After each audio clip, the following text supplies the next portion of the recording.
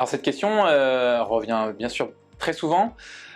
On a maintenant quand même beaucoup de recul, hein. Ça fait plus de 30 ans qu'on fait de la médecine de la reproduction et il n'y a aucune donnée qui montre un surrisque de malformation grave chez les enfants issus de la PMA.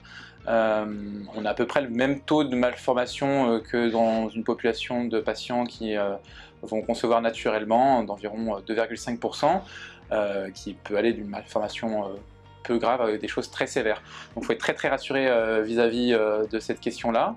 On a plutôt en revanche une notion d'impact sur le poids de naissance de nos enfants en fonction du type de parcours de PMA, avec des enfants qui vont peut-être être un peu plus de petits poids de naissance sur un transfert d'embryon frais, et au contraire, de manière assez étonnante, des enfants qui vont plutôt être en poids de naissance plus important que la moyenne, ce qu'on appelle la macrosomie, sur les fœtus issus de transferts d'embryons congelés.